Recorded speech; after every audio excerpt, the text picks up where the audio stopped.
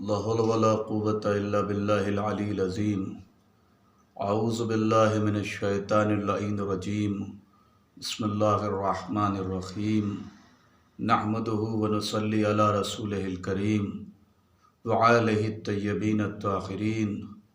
أما بعد فقد بسم الله الرحمن الرحيم۔ ناظرین کرام، السلام علیکم ورحمۃ اللہ وبرکاتہ۔ میں مولانا عمران رضا غدیری امام جمعہ باندہ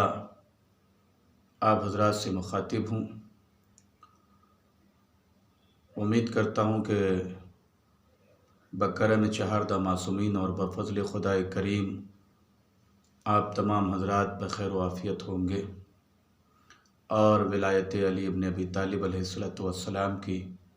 دولت سے مالا مال ہو رہے ہوں گے۔ میں آج ایک ضروری اور اہم موضوع کو لے کے آپ حضرات کی خدمت میں حاضر ہوں، اور آج میں بالخصوص مخاطب ہوں زوار امام حسین علیہ السلام سے، ان لوگوں سے جو کربلائے معلیٰ کی زیارت کے لیے تشریف لے جا رہے ہیں یا تشریف لے جاتے رہتے ہیں۔ عظیم عبادت ہے زیارت امام حسین علیہ السلام، اور اس عبادت کے ثواب کا اور اس عبادت کے سلسلے میں ملنے والے اجر کا انسان کے عقل کے مطابق اندازہ لگانا محال ہے، اور انسان کے بس میں نہیں ہے کہ اس کا اندازہ لگایا جا سکے۔ لیکن کچھ اعمال ہیں جو ضروری ہے کہ ایک زائر جب حدود کربلا میں داخل ہو اور امام حسین علیہ السلام کی زیارت کر رہا ہو تو اس کے لیے ضروری ہے کہ وہ ان اعمال کو انجام دے تاکہ اس کی زیارت کا ثواب زیادہ سے زیادہ بڑھ جائے۔ سب سے پہلا عمل، اگر آپ کربلا جا رہے ہیں اور بحمدللہ کربلا میں پہنچ چکے ہیں، تو سب سے پہلا عمل آپ کے لیے ہے کہ اپنے آپ کو ہر وقت باوضو رکھیں۔ یعنی کوئی لمحہ ایسا نہ ہو کہ آپ وضو سے خالی رہیں، حتیٰ کہ آپ سوئیں شب میں اگر تو وضو کر کے ہی سوئیں۔ اس سے فائدہ یہ ہوگا کہ جب آپ ہر وقت باوضو رہیں گے تو آپ کے ہر اعمال کا ثواب زیادہ سے زیادہ ہوگا، اور گویا کہ آپ کا پورا دن اور آپ کی پوری رات عبادت میں گزرے گی۔ لہذا سب سے پہلا عمل کہ اپنے آپ کو باوضو رکھیں۔ جب آپ اپنی سواری سے اتر رہے ہوں یا ہوٹل سے نکل رہے ہوں اور حدود کربلا میں داخل ہو رہے ہوں، اور سب سے پہلے امام حسین علیہ السلام ابا عبداللہ الحسین علیہ السلام کا روضہ نظر آئے تو کیا کرنا چاہیے؟ روایت میں ہے کہ جیسے ہی امام کا روضہ پہلی مرتبہ تمہیں نظر آئے، اپنی جو 3 اہم دعا ہے اس گنبد کو دیکھ کے، روضے کے گنبد کو دیکھ کے پروردگار عالم کی بارگاہ میں وہ 3 دعا اپنی کرو۔ یہ ممکن نہیں ہے کہ پروردگار عالم اسے رد کر دے، بلکہ روایت میں ہے کہ وہ 3 دعا جو تم پہلی بار امام حسین علیہ السلام کے گنبد کو دیکھ کے کر رہے ہو، اس کا قبول ہونا لازم ہی ہے، ہر حال میں وہ قبول ہو کے ہی رہے گی۔ لہذا جب بھی آپ کربلا میں داخل ہوں اور دور سے سید الشہداء کا گنبد نظر آئے تو اپنی 3 دعا اپنے ذہن عالی میں یاد رکھے، چاہے وہ خود سے متعلق ہو، آپ کی اولاد سے متعلق ہو، آپ کے والدین سے متعلق ہو، یا آپ کے عزیز و اقارب سے متعلق ہو۔ لہذا 3 دعا ابا عبداللہ الحسین کے گنبد کو دیکھ کے، اسی گنبد کا واسطہ دے کے، اسی ذات مقدس کا واسطہ دے کے فوراً پروردگار عالم کی بارگاہ میں التجا اور التماس کریں۔ کچھ نہ یاد آئے تو کم سے کم اتنا تو کہیں کہ پروردگارا تجھے واسطہ ہے اسی سید الشہداء کی شہادت کا اور اس کے بلند گنبد کا۔ میرے کریم پروردگار، ہماری زیارت کو آخری زیارت قرار نہ دینا، بلکہ زندگی میں ہر بار کربلا بلاتے رہنا۔ دوسری دعا، میرے کریم پروردگار، ہم زندہ رہیں تو ولایت محمد و آل محمد پر، اور جب دنیا سے جائیں تو ولایت محمد و آل محمد پر اور ان کی محبت پر۔ تیسری دعا، پروردگار عالم، یہ جس کا روضہ ہے اس ذات مقدس کا واسطہ، اس کے فرزند اور ان کی بیٹیوں کا واسطہ، ان کی بہنوں کا واسطہ، کریم پروردگار، ہمیں آخرت میں اسی صاحب روضہ اور اسی صاحب گنبد کے ساتھ، یعنی حضرت امام حسین علیہ السلام کے ساتھ محشور فرمانا۔ لہذا جب بھی کربلا میں داخل ہوں، پہلا عمل اپنے کو باوضو رکھیں، دوسرا عمل یہ کہ حدود کربلا میں داخل ہو اور گنبد نظر آئے تو اپنے حق میں 3 دعائیں کریں، وہ دعا انشاءاللہ آپ کی ضرور قبول ہوگی۔ بہت زیادہ ثواب ہے زیارت امام حسین کا، میں عرض نہیں کر سکتا، ایک آدھ 2 حدیث آپ کی خدمت میں متوجہ کرنے کی غرض سے ضرور سناؤں گا۔ 2 عمل میں نے آپ کی خدمت میں انجام کی عرض کیا، پہلا عمل باوضو رہے، دوسرا عمل گنبد نظر آئے تو ضرور اپنے حق میں 3 دعا کریں۔ تیسرا عمل، زیارت امام حسین علیہ السلام کو ترک نہ کریں، اور زیارت عاشورہ کو جب آپ امام حسین علیہ السلام کی زیارت کے لیے جا رہے ہوں تو ترک نہ کریں۔ اگر آپ کے پاس وقت ہے تو زیارت عاشورہ امام حسین علیہ السلام کی زری پہ کھڑے ہو کے ضرور پڑھیے، بہت زیادہ ثواب ہے اس کا، دنیا میں بھی ثواب ہے اور آخرت میں بھی بے شمار اس کے انعامات ہیں۔ میں اس موقع پر طوالت کی وجہ سے کہ ویڈیو طول نہ ہو جائے اس لیے پرہیز کر رہا ہوں، المختصر یہ سمجھ لیں کہ جو بھی خواہش آپ دنیا میں رکھتے ہیں یا جو بھی خواہش آپ آخرت میں رکھتے ہیں، آپ جب زیارت عاشورہ امام حسین علیہ السلام کے روضے پہ پڑھیں گے تو پروردگار عالم آپ کی ہر دنیاوی اور ہر آخرت کی خواہش کو پوری کر دے گا۔ میں یہ گزارش ہے،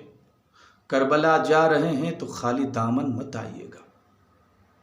کربلا جا رہے ہیں تو خالی ہاتھ لوٹ کے نہیں آئیے گا۔ اگر اس بادشاہ کے دربار سے بھی خالی ہاتھ لوٹ آئے اور خالی دامن لوٹ آئے تو یقین جانے کہ کون ہے دنیا میں جو ہمارے دامنوں کو بھرے گا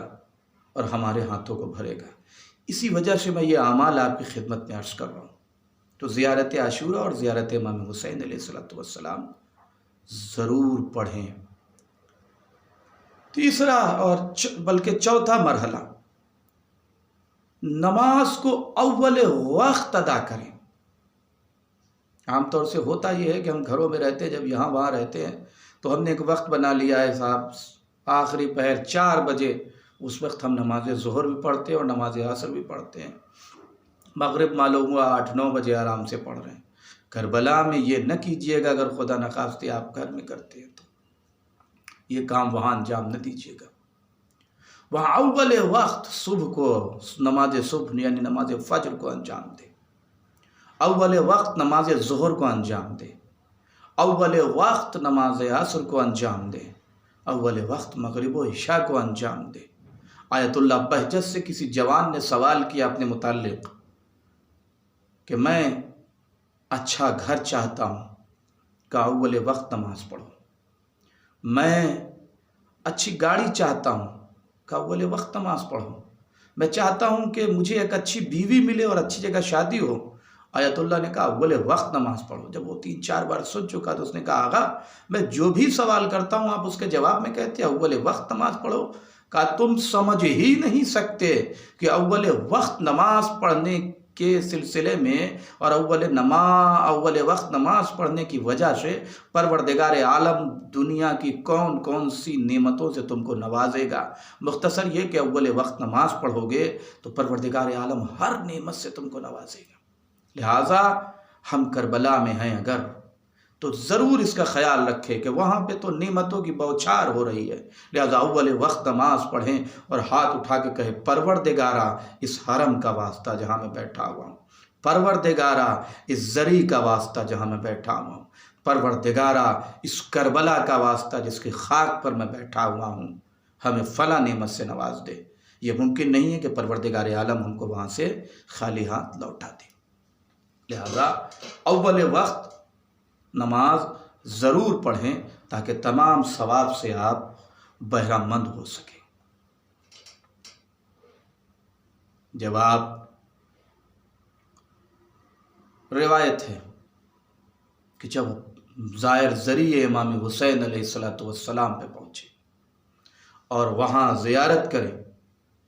اور زیارت کرنے کے بعد دروازے پہ آئے تو کہا انا للہ و انا الیہ راجعون،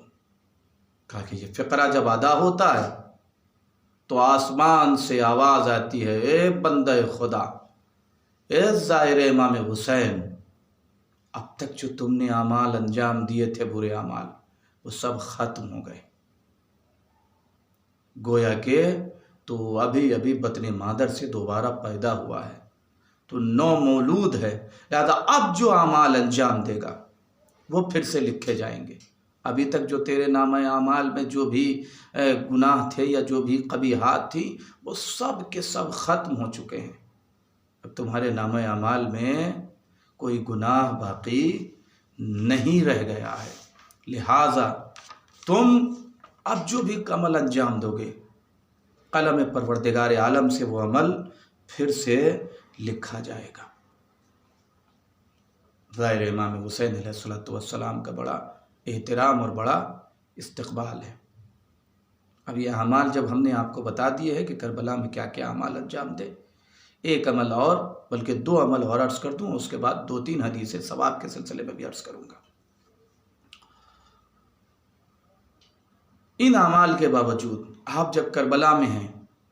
اپنے لباس کو خوشبو سے تر رکھیں، اپنے آپ کو خوشبوؤں سے مزین رکھیں تاکہ فرشتگان خدا آپ سے مصافحہ کریں، آپ کے قریب رہیں۔ بالخصوص خواتین سے گزارش کروں گا، اب تو چونکہ قانون بھی ہے کہ آپ حرم میں بغیر نقاب کے داخل نہیں ہو سکتے، لیکن ایک گزارش بھی ہے کہ وہاں پہ عباس علمدار علیہ السلام کا روضہ ہے جو کائنات کے سب سے بڑے غیور ہیں، اگر جانے والی کربلا کوئی خاتون ہے تو اس سے گزارش ہے کہ نقاب لے کے جائے، بلکہ ابھی سے نقاب پہننے کی پریکٹس کرے تاکہ وہ بارگاہ ابوالفضل عباس میں پہنچے تو اپنے آپ سے غازی ابوالفضل عباس علمدار علیہ السلام کو شرمندہ نہ کرے،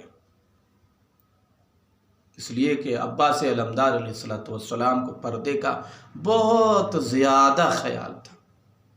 لہذا خواتین سے گزارش ہے کہ جو زیارت کرنے جا رہی ہیں، ہماری بچیاں، ہماری بہنیں، ہماری مائیں، ان سے گزارش ہے کہ کربلا میں، حدود کربلا میں پردے کا خصوصاً خیال رکھے، سب سے زیادہ پردے کا خیال رکھے کہ آپ کی ردا آپ کے سر سے لمحے بھر کے لیے بھی سرکنے نہ پائے، اس لیے کہ وہاں پہ عباس علمدار علیہ السلام نگرانی پہ وہ نگراں ہیں، اور میں پہلے عرض کر چکا ہوں کہ انہی نے آپ کو کربلا بلایا ہے، تب آپ جا رہی ہیں اور آپ جا رہے ہیں، لہٰذا خیال رکھیں اس کا۔ مردوں کے لیے ضروری ہے کہ وہ اپنی نگاہیں نیچی رکھیں تاکہ ان کی نگاہ کسی نامحرم خاتون پہ نہ پڑنے پائے۔ المختصر یہ کہ جتنا ممکن ہو سکے حدود کربلا میں احتیاط برتے تاکہ پروردگار عالم ہمارے ہر عمل کا ہم کو زیادہ سے زیادہ ثواب دے۔ جب آپ زیارت کربلا پہ ہوں، ان تمام اعمال کے علاوہ سب سے افضل ترین عمل کیا ہے کہ جب آپ کربلا میں کہ ان تمام اعمال کے سامنے سب سے بڑا عمل یہ ہے کہ آپ زیارت کے درمیان زائرین امام حسین علیہ السلام کی خدمت کریں، جس میں زیارت سے بھی زیادہ بڑا ثواب ہے۔ یعنی زائرین امام حسین کی ضرورتوں کو پورا کریں، آپ سے جو بھی ممکن ہو سکے وہ ان کی خدمت کریں، ولو اگر کچھ نہیں ہو سکتا ہے تو آپ اگر ان کو پانی ہی پلا سکتے ہوں تو پانی ہی پلائیں،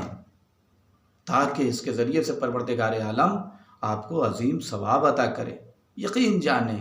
زائرین امام حسین کی خدمت زیارت سے بڑا ثواب ہے، لہذا ہوٹل میں، حرم میں، راستے میں، گاڑی میں، جس مقام پر بھی جیسے بھی آپ کو زائرین امام حسین کی خدمت کرنے کا موقع ملے آپ کریں، خواہ وہ آپ کو پہچانتا ہو اور یا نہ پہچانتا ہو، لیکن زائرین امام حسین علیہ السلام کی خدمت کریں، اس لیے کہ زائرین امام حسین علیہ السلام کا بہت بڑا مقام ہے۔ روایت میں ہے کہ زائر کربلا کے حدود میں چاہے جس طرف سے بھی داخل ہو جائے، چاہے جیسے بھی داخل ہو، روایت میں ہے کہ جناب سیدہ عالمیہ حضرت فاطمہ زہرا سلام اللہ علیہا ان کے استقبال کو خود بخود کھڑی ہو جاتی اور آگے بڑھتی ان کی پیشوائی کے لیے۔ مطلب آپ نے سمجھا؟ یہ کون بیوی کھڑی ہو رہی ہے زائر امام حسین کے استقبال کے لیے؟ یہ کوئی معمولی بیوی نہیں ہے۔ ان کے لیے روایت ہے کہ جب بزم میں پیغمبر بیٹھے ہوں اور حضرت فاطمہ زہرا تشریف لے آئیں تو پیغمبر ان کے لیے سراپا کھڑے ہو جاتے تھے اور اس جگہ پہ بٹھاتے تھے جہاں پہ خود بیٹھے ہوتے تھے، اور فرماتے تھے کہ فاطمہ میرے جگر کا ٹکڑا ہے، جس نے اسے ناراض کیا اس نے مجھے ناراض کیا، اور جس نے مجھے ناراض کیا اس نے خدا کو ناراض کیا، جس نے اسے خوش کیا اس نے مجھے خوش کیا، اور جس نے مجھے خوش کیا اس نے خدا کو خوش کیا۔ اتنی بڑی شہزادی، اتنی بڑی بیوی، اتنی بڑی شہزادی، اتنی بڑی بیوی، اور جس کے لیے خود پیغمبر گرامی سراپا کھڑے ہو رہے ہیں۔ وہ کس کے لیے کھڑے ہو رہی ہیں؟ جب کوئی زائر حدود کربلا میں داخل ہو جائے، جب کوئی زائر کربلا میں امام حسین کی زیارت کے لیے جائے، جناب شہزادی حلیہ مقام ان کے استقبال کے لیے کھڑی ہو جاتی ہے، ان کے احترام کے لیے کھڑی ہو جاتی ہے۔ بہت بڑا مقام ہے زیارت امام حسین کا، بہت بڑا مقام ہے۔ ایک نسخہ جو میں نے بہت زمانے سے سنا ہے، البتہ میں نے کسی روایت میں پڑھا نہیں ہے، سنا، اور ہم لوگ نے بلکہ تمام طلبہ اور علماء کے ایک مجمع نے اس پہ عمل بھی کیا، اس لیے ویڈیو میں اس چیز کو بھی شیئر کر رہا ہوں۔ اگر کوئی چاہتا ہے کہ اسے کربلا دوبارہ بلایا جائے، یعنی مثلاً 2022 میں گیا ہے تو چاہ رہا ہے کہ 2023 میں بھی جائے، تو میں نے علماء سے سنا ہے اور طلبہ سے کہ وہ کہتے ہیں کہ کربلا سے حضرت حور کے روضے کا سفر وہ پیدل سفر کرے، پیدل کرے، یعنی کربلا سے جناب حور کی زیارت کے لیے پیدل جائے۔ جو شخص یہ عمل انجام دے گا، امام حسین علیہ السلام اس کو دوبارہ کربلا بلائیں گے اور اس کو زیارت سے مشرف کریں گے۔ یہ بعید بھی نہیں ہے، اس لیے کہ حور حسین کا وہ دوست ہے۔ جب وہ آیا تو امام حسین نے اسے یہ کہہ کے سینے سے لپٹایا، حور تو ایسے وقت میں میرا مہمان ہوا ہے کہ ہمارے پاس ایک قطرہ پانی بھی نہیں ہے۔ اس کے ہاتھ بدے ہوئے تھے، اس نے ہاتھوں کو جوڑ کے پوچھا، مولا کیا میری خطا معاف ہو سکتی ہے؟ امام نے فرمایا، الحر فی الدنیا والآخرہ، اے حر تو دنیا میں بھی آزاد ہے اور آخرت میں بھی آزاد ہے۔ لہٰذا ہم سب کربلا کے حدود میں جب داخل ہوں، زیارت امام حسین علیہ السلام کریں تو انشاءاللہ ہم بھی گناہوں سے آزادی کا پروانہ امام حسین علیہ السلام سے لے کے آئیں، اور خدا سے دعا ہے کہ کریم پروردگار عالم ہم کو ان تمام اعمال کو بجا لانے کی توفیق کرامت فرما، اور کربلا معلیٰ میں زیادہ سے زیادہ عبادت کرنے کی اور زیادہ سے زیادہ خوشنودی خدا حاصل کرنے کی توفیق کرامت فرما۔ وآخر الدعوان ان الحمد للہ رب العالمین، والسلام۔